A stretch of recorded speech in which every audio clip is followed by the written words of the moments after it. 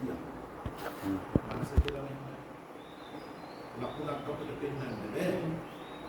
එක්තරා අනිත්‍ය කියන්නේ භාවිතාවේ වීමහ අදාළ ආකාරයට සිහි වීමේ ප්‍රධානත්වය.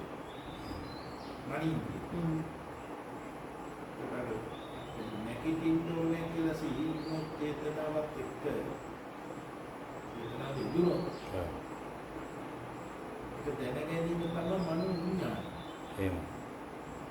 මනසත් කර්මනා මනෝ විඥානය කියන එකට ප්‍රතිපදිත. අනිකෝ සිතුවිලි සමග කාය ධාතුව අනිත් ධාතු තුන ක්‍රියා කරවීම තමයි කාය කම්ම කියන්නේ. කාය කම්ම. ක්‍රියාව. ක්‍රියාව. කාය කම්මයක් මුලින් නැහැ. හේතු වෙනකොට කාය කම්මයක් ඇති වෙනවා. කාය කම්මෙන් නැති වෙනවා. එතනින් මේක ඉවර වෙනවා. එතකොට ඒක එහෙම ඒ සීලියේ යෙදෙන වෙලාවට කාය කම්මෙ පහු වෙන්නේ නැහැ. කාය කම්මෙ යෙදෙනවා නැති වෙනවා. සීලිය නොයදුනොත් සීලිය නොයදුනොත් කරන කියන දේවල් පහු වුණා කියලා හිතේ. එතකොට තමයි කාය කම්මේ ආරම්භය අවිද්‍යා සංකාර තණ්හා උපාදාන භව කියන කර්ම රැස්වීම කතා කරනවා. ඉතින්ට වැටෙනවා දන්නේම නැතුව සමහර. අපිට දැන් මේ විදිහට බලනකොට කරපු කියපු දේ අහුණා වගේ දෙයක් හැඟෙනවනේ. පසුතැවිලි වීමක් වගේ. මනෝද්වාරයේ ආරම්භ ආකෘතිය මෙහෙම වුණා කියලා. අපිට හැමදෙස්සෙක යමක් තිබිලා මේ දැන් තියෙනවා ආය තියෙනවා කියන කාලතුනටම නේ හිතින්නේ ස්වාමීන් වහන්සේ එහෙම නේද? එහෙම තුනකට හිතෙන්නේ. ඔව්. අට ගන්න නැසෙන එක පහු වුණා කියන පිළිගැනීම. අපි දැන් මෙරටට ආපු තැන ඉඳන් මේ වාඩි වෙන මොහොත මේක පහු වුණා කියලා. පහු වුණාද ඒ වෙලාව ඒ අවස්ථා ඇතිව නැති වුණා. අර නිවැරදි දැක්මෙන් වෙන්නේ ඇති නැතිවීමම තහවුරු වීම. මේ රූපේ පැත්ත ආයුෂ්නේ උදා කරගෙන හේතුප්‍රත්‍යයෙන් හට ගන්න චේතනා ක්‍රියාවක් වෙලා නැතිවීම නෙමෙයි. අනිවාර්යෙන් නැතිවීම.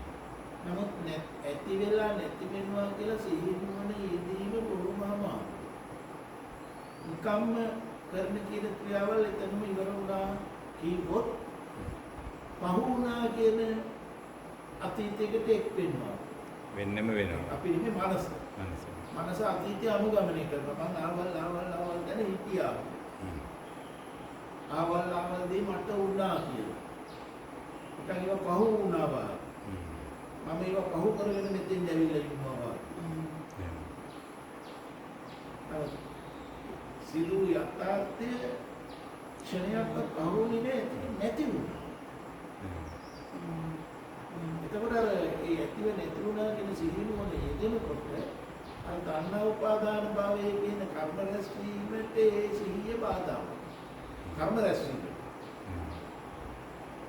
සිහි මොන නිසා කර්ම රැස් වෙන්නේ. ඔව් සිහිය පිහිටවා ඒ නිවනින් ඉන්නකොට අර වැරදි දැක්මකට වැටෙන්නේ නැහැ. තාම මමමයි ස්වාමීන් වහන්සේ නමුත් හරියට දැක්මක් එක්ක අපිට ආකෘතිය මනසට ආකෘතිය සිහිගන්නලා දැනගන්නවා. එහෙම. සිද්ධ වුණේ හට ගැනීමක් නැතිවීම සිහිවීමත් හට ගැනීමක් නැතිවීම. අතීතේ මං හිටියා ඒක මට සිහි වෙනව නෙමෙයි. අත්දැකීමත් ඇතිව නැතිවීම. ක්‍රියාවත් ඇතිව නැතිවීම.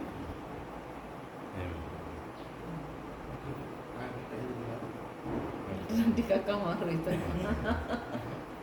එතන සයනාසි කියන්න බලන්න එතන ටිකක් තේරෙනවා ටිකක් දැන් අපි මේ නැතිවීම අතීතයක් නැහැ ඒක තේරෙනවා. සයනාසි මෙහෙම කිව්වොත් මම මේ නැතිවීම විතරයි එකම නිට්ටිය දේ. නමුත් අපි ඒක අතහැරලාමයි දකින්නේ කියලා කියනවා. ඔය ඒකද වත් වෙනවා ඒක.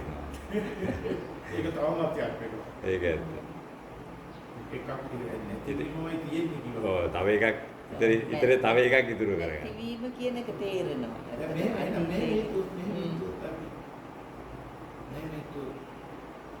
දැන් උදේ පාන්දර අවදි වෙලා ඒ පිළිගැනීම මොනසේදීමේ ශරීරයේ පිරිසුදු වීමේ ක්‍රියාවක යෙදিলা ඒකක් වෙනවා කියලා. ඒකක් මිල ඉවර වෙලා අතුපතු ගන්නවා කියලා. මේ අපේ දිනචරියාව පිළිගැනීම. නමුත් අවදි වෙලා පිරිසුදු වීම නැති වෙලා තමයි ඒක හදාගෙන ඉන්න අවස්ථාව උදා වෙන්නේ.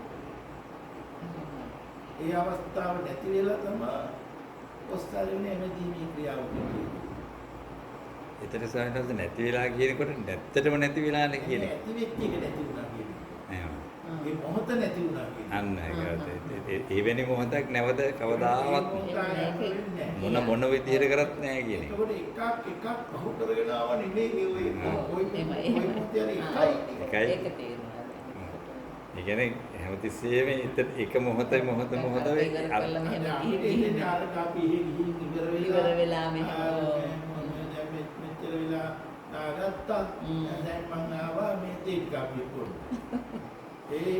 දැන් තේටි කුත් මං දැන් බීලා ඉවර වෙලා මං දැන් ඉඳලා අරගෙන අතු ගන්නවා කියලා එක්කෙනෙක් යනවා වගේ එකක් තියෙනවා. මේ ඔක්කොගෙම එකම කෙනාට මම හදාගෙනම තමයි වැඩේ යන්නේ. මෙතනදී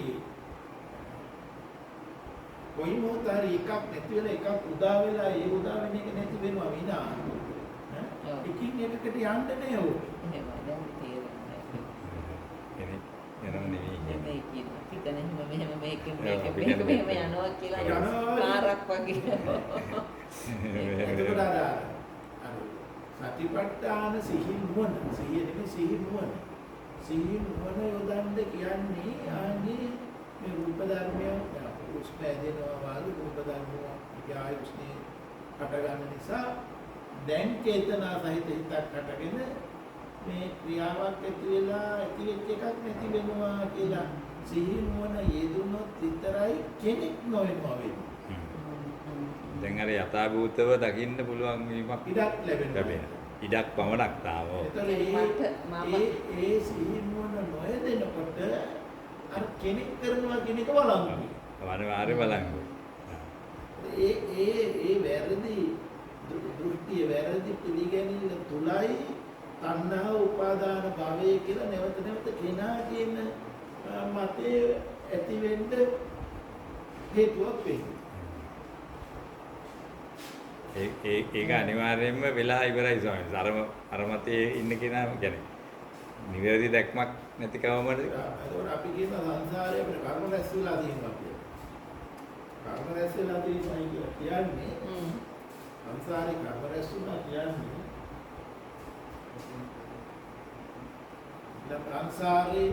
සංසාර ගමනක් ගැන අපි කතා කරුවට ඒ සංසාර ගමන කියන්නේ වර්තමානයේහි හේතු නිසා හටගෙන නොපැවතෙනවා කියලා දිහිනෝන නොයේදී. තුරිනන නොයේදී හින්දා හතර බලංගුයි. එතකොට අපේ පරණ ඔව් ඒක තමයි පරණ කරපු දේවල් පරණ එක දැන් උපද්දවල පරණ එකටපත් වෙනවා. හරි. අපිට පුළුවන් කරගන්නේ. ඒකට මට ඕනම වෙලාවක කරගන්න පුළුවන්. ඒක තේරෙනවා. පරණ මතේ දැන් උපද්දවගෙන අපි මතේටපත් වෙනවා. පත් වෙනකොට පරණ එක පිළිගන්න වෙනවා. දැන් දන්නේ නැති සංසාරයේම තමයි. දැන් එහෙම තිබුණා නම් අඟුලිමාලට රහත් වෙන්නත් බෑ. I think අරතරම් 999ක් මේ ලැබුවයි කියන එක මතක් වෙවි ඉන්න තිබුණා. ඉතින් මෙතන ගැලවෙන ක්‍රමයේ එකම දේ ඔතනම තමයි සොයන්නේ. උපාදානස්කන්ධ දුක්ඛ කියලා වදාලේ අර මමත්වයේ තුල මම කරනවා මම කියනවා මම හිතනවා කියන්නේ. මේ මම කරනවා මම කියනවා මම හිතනවා නම් මම ඉපදෙනවා මම ලෙඩ වෙනවා මම මහල් වෙනවා මම මැරෙනවා කියලාපත් වෙන්න වෙනවා. අනිවාර්යයෙන්. එතකොට මේ ඒක උපාදානස්කන්ධ දුක්ඛ වෙහස. ඒ මතේ එහෙම වළංගු වෙන නැවත නැවත ඒ මතේටපත් වෙනවා කියන එක සම්මුතිය. ආයත් පාදානස්කන්ධයන්පත් වෙන්න හේතුවක් වෙනවා.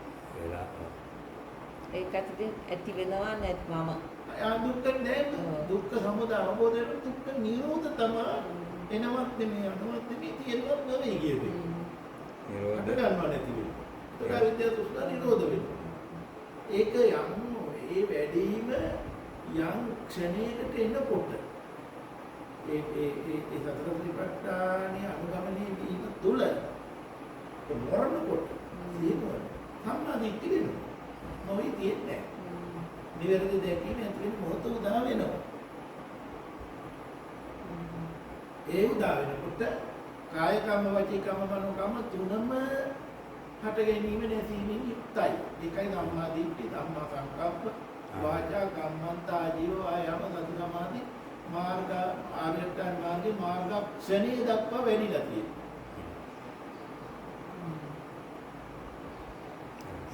මොනිටර ඔක්කොම කියලා ගැසෙන හැටි. ඒ විදිහට. අපි පෙළ ගැස්සගෙන ඉන්න කරන අපි ආය පරම්පරය ආය මෙතන දැන් අපි කියනවා මහත්තයා යන්නේ කවද්ද? අපි 20 යනවා කියලා කවුරුහරි කවද්ද? 20 යනවා කියනවා. එතකොට අපි කියනවා දවස් අද 15යි. පහක් තියෙනවා. ඒක මහත් තියෙනවා 20 යනවා.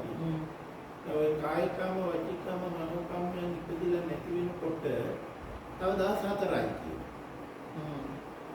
ආයත්නික ආයුෂ්නික කායිකම වචිකම මනෝකම්යන් සමුදායක් ඇතිලා නැතිවෙනකොට තව දවස් 3යි 2යි 1යි දැන් තමයි යන්නේ.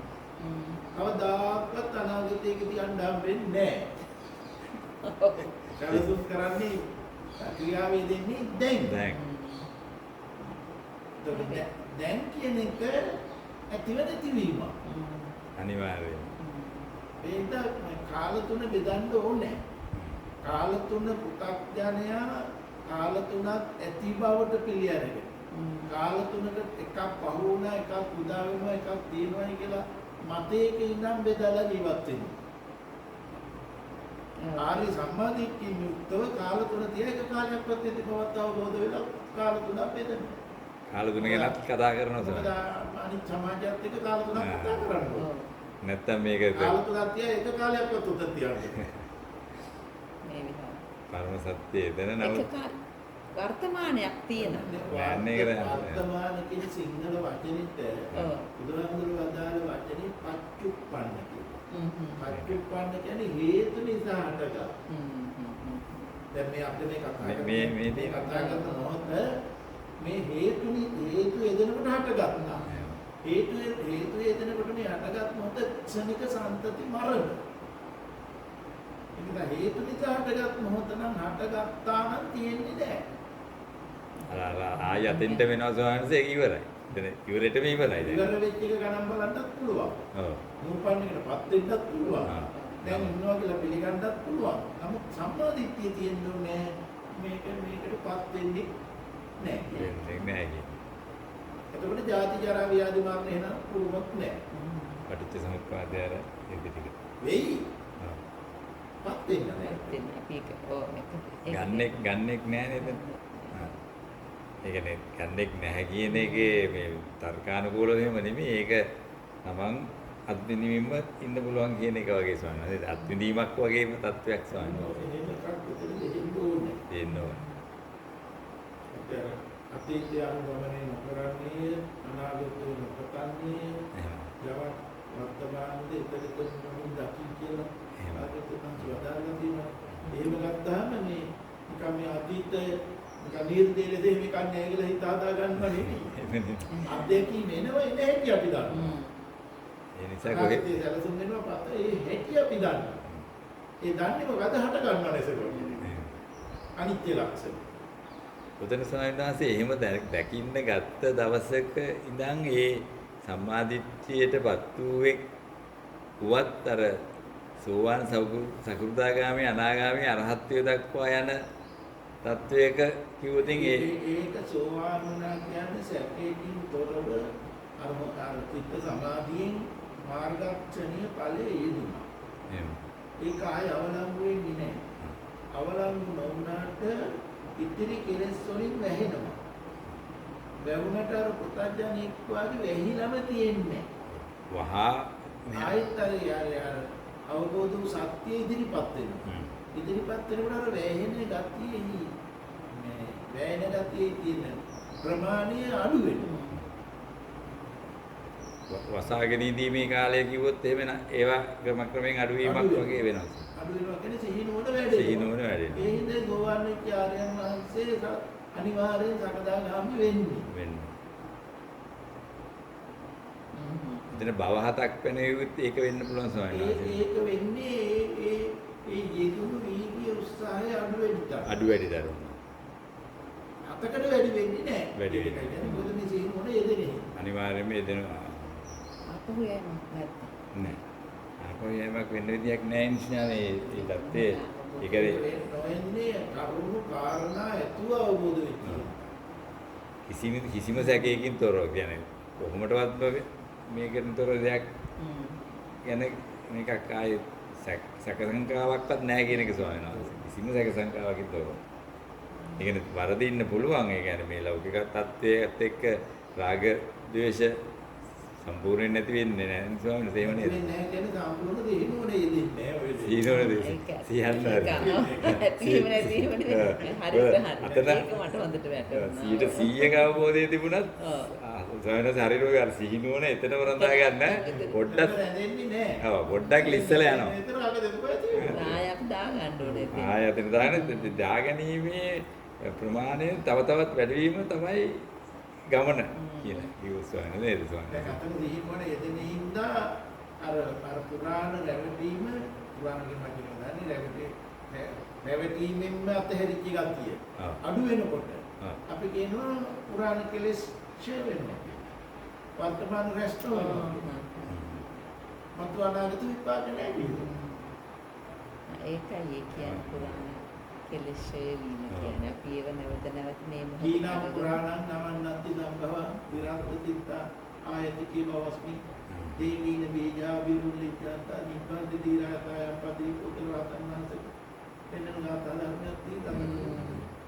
පහරණ විද්‍යාවගේ විද්‍යා පුරාණ කෙලෙස් වුණා වර්තමානයේ රැස් වෙන්නේ නැහැ. අනාගත විපාක නැහැ.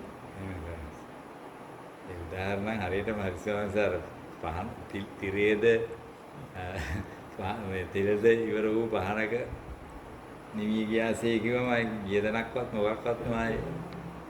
හොයන්න බෑ. ඒක හැබැයි නිවි යන්නේ වෘත්තියෙන් හටගත්ත හින්දා නෙමෙයි. පහනක් දැල්ලක් හටගත්ත දෙයක් නෙවෙයි. දෙයක් නෙමෙයි. ඒ විදිහට හටගත්තේ. එතකොට පුරාණ කර්මයේ කියන්නේ අනිත්‍ය අනාත්මය අවබෝධ නොවුණු. අවිද්‍යා සංකාර තණ්හා උපාදාන භව. අවිද්‍යාවෙන් යථාර්ථය නොදැකීමෙන් යම් ක්‍රියාවක් ඇති වෙලා තණ්හාවෙන් බැඳීමකින් ඉවරුණා කියන එකයි කර්ම රැස්ුණා කියන්නේ. අවිද්‍යා සංකාර තණ්හා උපාදාන භව. ඒ කියන්නේ වර්තමානයේ හේතුප්‍රත්‍යයෙන් හටගන්න දේ නැසෙනවා කියලා දෙහි මොන යොදමුකෝ නොයදෙනුකෝ.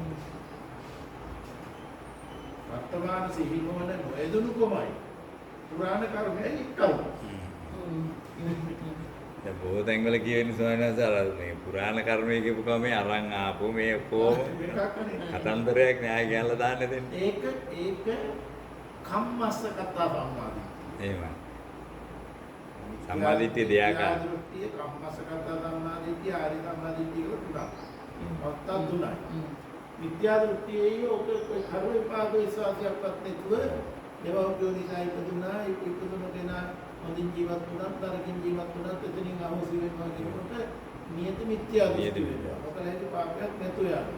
ඒකට යම් කර්මයක් ක්‍රියාවක් කෙරුණොත් ඒකේ ඵල විපාක ලැබෙනවා කියලා සීල රැකෙන සීල ආරක්ෂා කරන්න බෑ කරන කම්මස්ස කතා තමයි. අර සිල් ගන්න ඒ හොඳ ජීවිතයක්. දුන්දේ විපාක ඇත්ත, පූජා වර්ණ විපාක ඇත්ත, යාගෝ වල විපාක ඇත්ත, කුසල අකුසල කර්මයන් විපාක ඇත්ත, මෙලවක් ඇත්ත, පරලොවක් ඇත්ත, මාවට කරන විපාක, පස්තාන විපාක ඇත්ත, පියාට කරන පස්තාන විපාක ඇත්ත, ඕපපාති කුපදිනා සත්‍ය ලෝයේ ඇත්ත, මෙලවක් පරලොවක් නුවණින් කසක්ත උගත් මහා බවන ලෝයේ ඇත්ත කියලා කර්ම විපාක කියලා දෙයක් තියෙනවා කියන කම්මස්සගත සම්මාදිට්ඨිය. ඒක නියත මිත්‍යා දෘෂ්ටිය නොවේ. නමුත් කම්මස්සගත සම්මාදිට්ඨියේ වැරද්දක් වෙනවා ආර්ය සම්මාදිට්ඨිය නෙවෙයි. ඒක සුගතියෙන් සුගතියට පත් වෙන සම්මාදිට්ඨියක්. කම්මස්සගත සම්මාදිට්ඨිය කියන්නේ. සුගතිය රඳවන තැන. දුගතියටපත් නොවි සුගතියටපත් කරනවා. නමුත් සුගතියටපත් කළාට ආර්ය සම්මාදිට්ඨියටපත් වෙනකන් දුගතියටපත් වෙන්නේ නැහැ කියලා ධාතිකයක් නැහැ. මිත්‍යා දිට්ඨියට වැඩිය හොඳයි. ඔව්. ඒක ඉතින් හොඳ තැනකට දෙන්න. කම්මස්සගත සම්මාදිට්ඨියෙන් යුක්ත වූ චරිතයකට ආර්ය සම්මාදිට්ඨියකටපත් වෙන්න ඉඩක් තියෙනවා. එහෙමයි. නියත මිත්‍යා දෘෂ්ටියේ ඇත්තෙම නැහැ. ඉතින් මිඩක් නෑ.